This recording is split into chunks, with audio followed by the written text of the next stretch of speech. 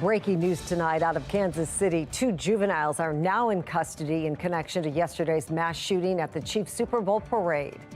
Former Governor Larry Hogan sitting down with Fox 45 News for the first time since announcing his U.S. Senate campaign.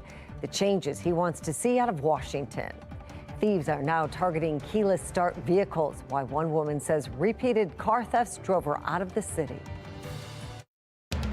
Live from WBFF in Baltimore, this is Fox 45 News at 6.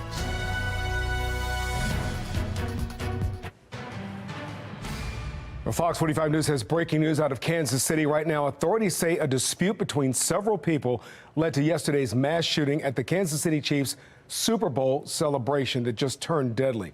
In fact, police released one of the suspects today after determining they weren't involved in the case. Now, 2 juveniles are still in custody at this hour. Officials also say they've recovered several firearms. The 22 victims range in age from 8 years old to 47, and half of them were under the age of 16. A mother of 2 was killed, we understand. This is still an active investigation right now. We'll have the full updates on air and online as we learn more about this story. It's not something that I've aspired to, and I wasn't looking for a new job or a new title, really. But I really felt like somebody has to go down there and try to do something about it. Today, Fox 45's Mackenzie Frost sat down with former Maryland Governor Larry Hogan for his first local television interview since launching his campaign for U.S. Senate. In the wide-ranging interview, Hogan talks about his stance on abortion, gun control, and the uphill battle he's facing. The last time we were in this office, Larry Hogan was clear about his intentions. I've never been very interested in the Senate, not any interest in the Senate, actually.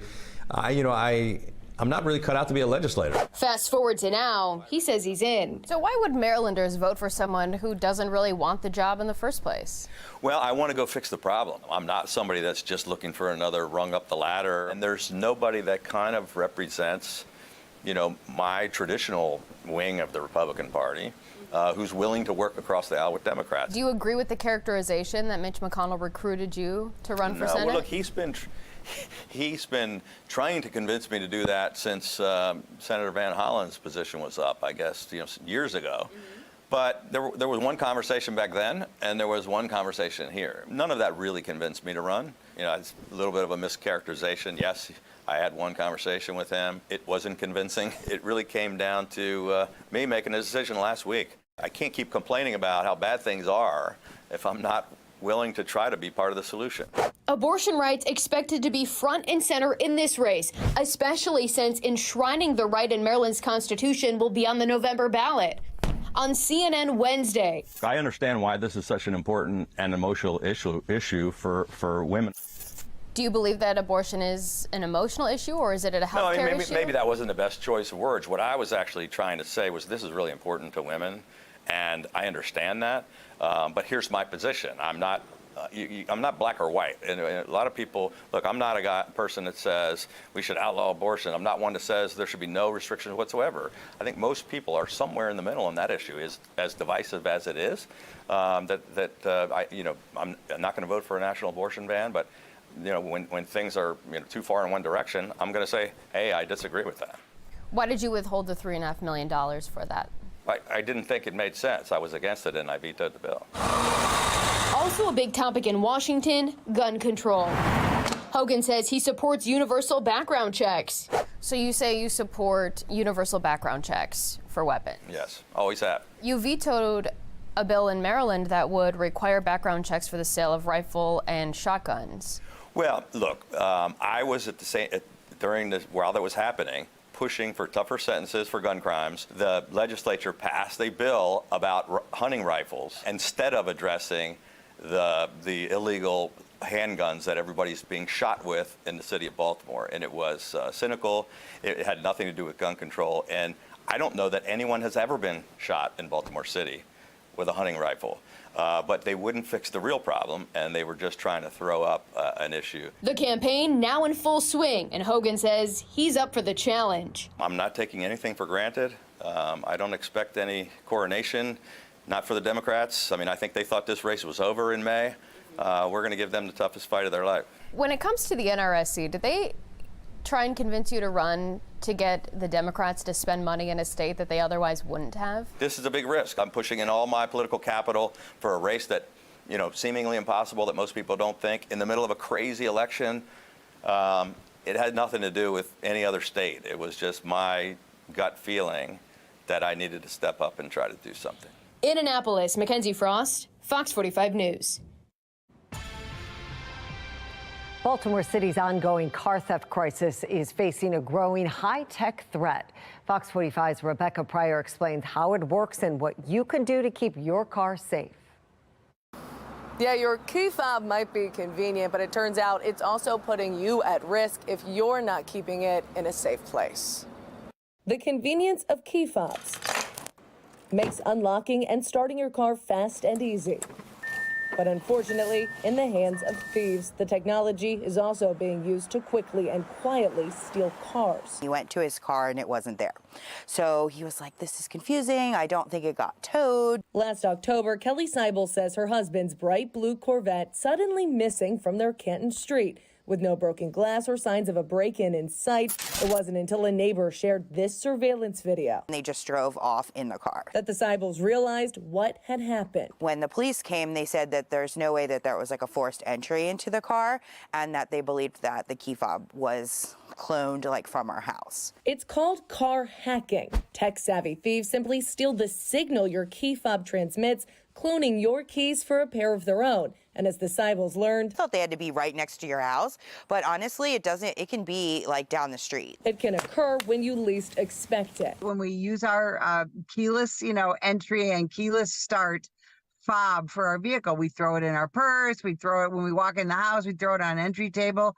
That fob is transmitting all the time. According to National Police Association spokesperson Betsy Smith, the best way to prevent the high-tech theft is, ironically, through low-tech solutions. When you store that key fob, you can buy one of those little pouches that keeps your transmitting key fob from getting the signal out. As long as they can't get to that signal, they can't steal it. Advice the Seibels took. We ended up buying a lockbox. But just a few weeks later, they say a second car was stolen. So they broke the lock with a screwdriver, broke in my home, and then stole my purse off the wall and then keys off of the counter. Marking 2 of more than 11,000 cars stolen in Baltimore City last year, a more than 200% increase from the previous year. We really felt violated. A troubling crime trend that is yet to turn the corner in 2024, with more than 750 cars stolen in January alone. So we just felt like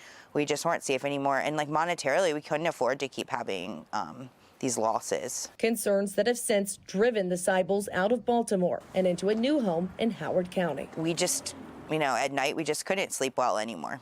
And when you do the math on 750 cars stolen just last month, that averages out to a little over 24 cars stolen every day, or at least 1 car stolen every hour. Reporting in Baltimore City, Rebecca Pryor, Fox 45 News. Well, car thefts aren't the only problem residents face on the road. The House held a hearing today on dangerous street racing and stunt driving after years of complaints about noise and disruption in Baltimore and across the state. The new bill would ban street racing and exhibition driving like donuts and spin-outs that shut down busy intersections. The bill does 3 main things, including mandating a court appearance for drivers cited for participating in street racing, increasing points for drivers convicted of breaking the law, and authorizing a fine of up to $1,000.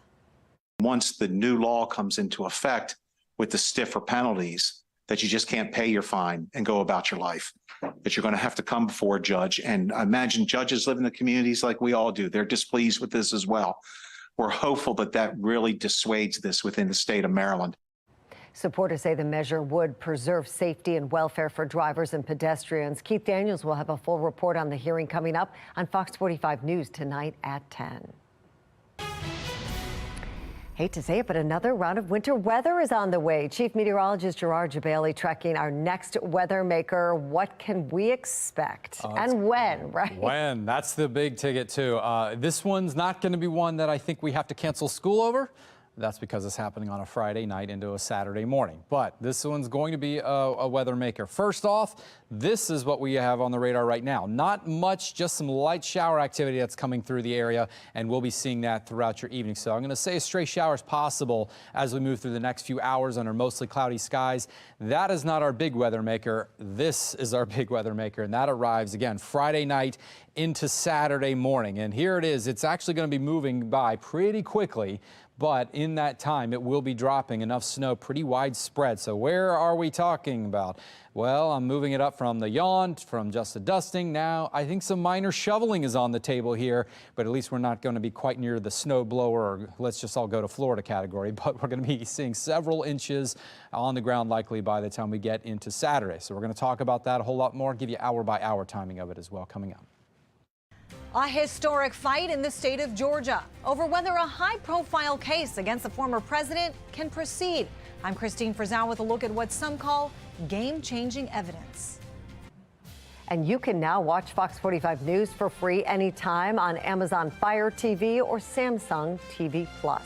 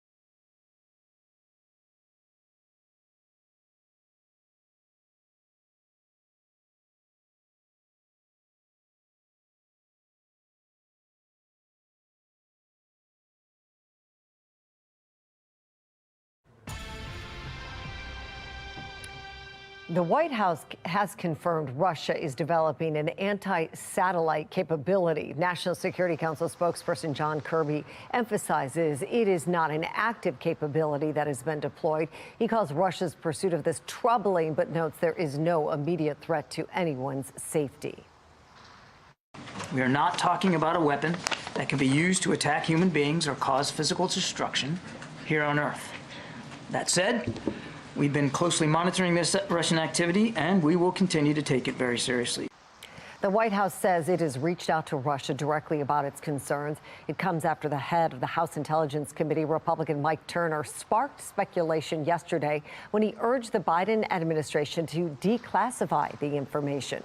Kirby says the process of reviewing and declassifying information was already underway when Turner released his statement.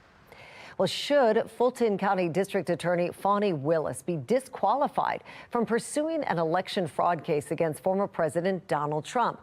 That is the central question in a Georgia courthouse today over whether Willis's personal relationship with the prosecutor in the case could have tainted it. Sinclair national correspondent Christine Frizzell live for us right now in Washington. Christine, there were some fireworks in the courtroom today. Mary, to say this hearing was contentious would be putting it mildly. And it was about two subjects that often draw a lot of emotion: love and money.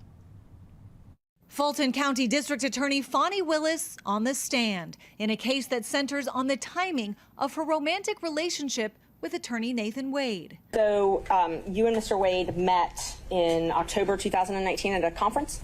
That is correct. Wade, who also took the stand, was hired to work with her in late 2021 on an election interference case against former President Donald Trump and more than a dozen others. Their relationship status at the time now in question. After that, you started dating shortly thereafter, correct? A lie. That's one of your lies. Both have acknowledged the relationship, but said it started in 2022, which a former friend of Willis disputed, saying it started in 2019. Also at issue, whether Fani Willis may have benefited from money paid to Nathan Wade after evidence of multiple extravagant vacations they took together came to light. Did you take a trip with Miss Willis in 2023 to Belize? I did. Did you take a trip to California with Miss Willis in 2023? I did. Their case stems from charges Trump and a group of others tried to overturn Joe Biden's 2020 election victory in the state of Georgia, including the now infamous phone call to Georgia's Secretary of State Brad Raffensperger. All I want to do is this. I just want to find 11,780 votes, which is one more than we have. In former President Trump's long list of legal troubles, some have argued the Georgia case could be the most harmful to him. If Fani Willis and Nathan Wade are removed from this case, what would that mean for President Trump and his legal team? That really stalls the case. There's really no way in the near future for the case to move forward until a new lead prosecutor is appointed to the case, and that could take months and months and months.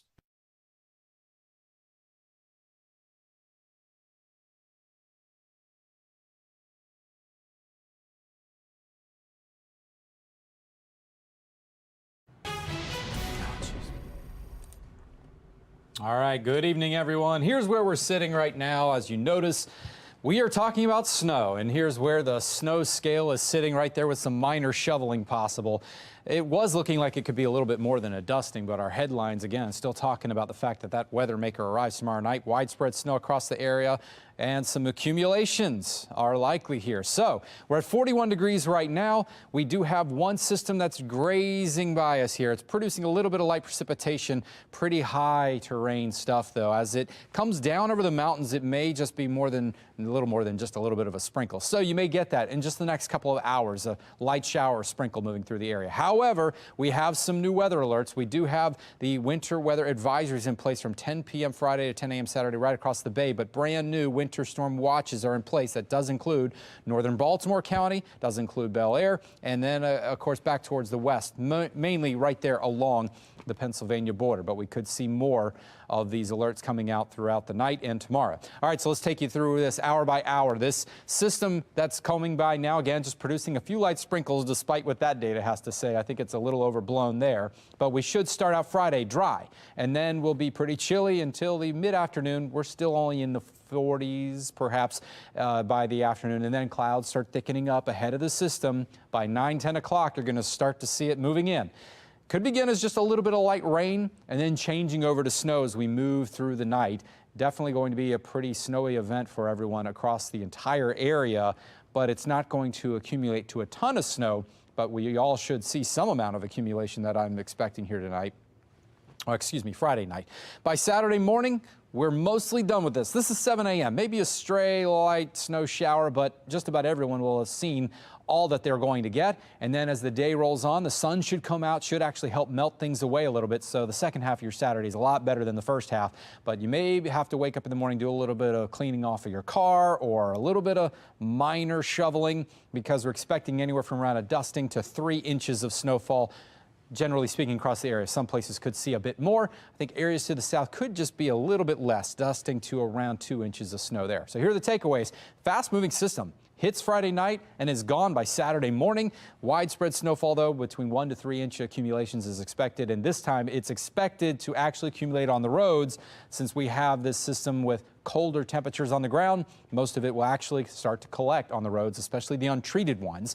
But with clearing skies on Saturday, that'll help to melt things away very nicely. All right, we're coming up in just a bit. We'll have your 10-day forecast. Weather Window, presented by the National Weather Desk. Washington State troopers came to the rescue today as several drivers got stuck in the morning snow. Up to 6 inches fell southwest of Seattle. This Kalamazoo, Michigan school bus driver could have certainly used some help. For some time, the driver tried to get up the hill, but it was just too slippery. The driver eventually slowly backed down the hill and turned around. For more content like this, like the National Weather Desk on Facebook. I'm Janae Bones in Washington with a look at the millions of Americans struggling to pay back their student loans. Join us Monday, February 19th, 7 to 8 p.m. WBFF Fox 45, where Governor Wes Moore will join us for Your Voice, Your Future. I'm Armstrong Williams. Don't miss it.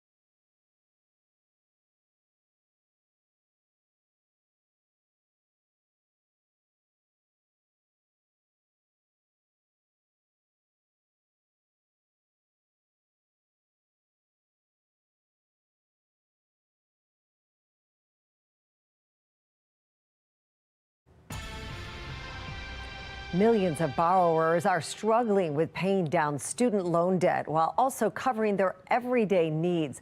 The main issue for many of them, inflation. Sinclair national correspondent Janae Bowens has an in-depth look at how many people are falling behind.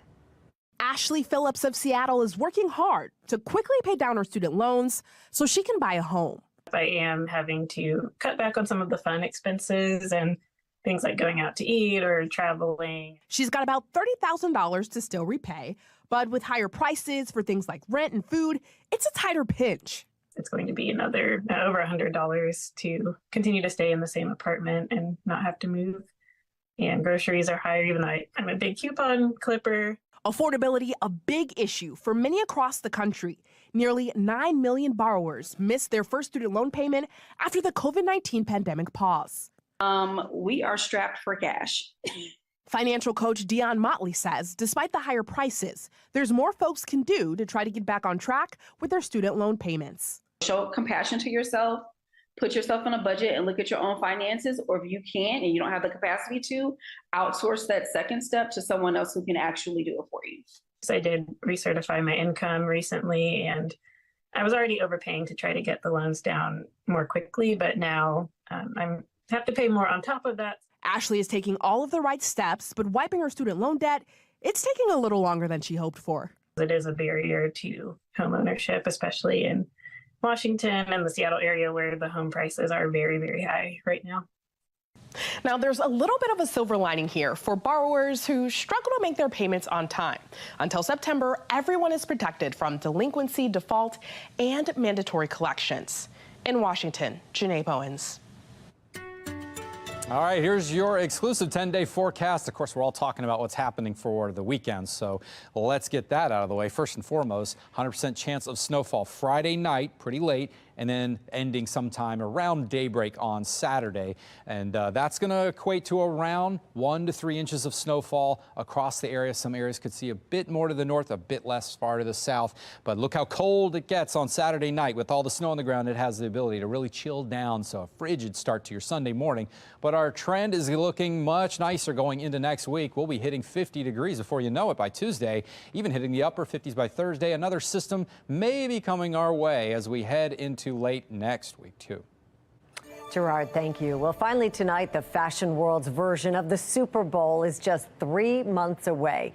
The 2024 Met Gala will adorn the steps of the New York's Metropolitan Museum of Art. On May 6th, Zendaya, Jennifer Lopez, Bad Bunny, and Chris Hemsworth are co-chairing the red carpet event with Vogue's Anna Wintour on May 6th. On Instagram, Vogue announced the dress code. This is always very important. For this year is the Garden of Time. Officials say they expect attendees will be inspired to wear fairy tale-like outfits, including moody florals. Not sure what that means, but I'll tune in to see what they all wear. It's always a little crazy. That's all for Fox 45 News at 6. Family Feud's up next. We'll see you back here for the news at 10 tonight. Thanks for watching. Have a good night.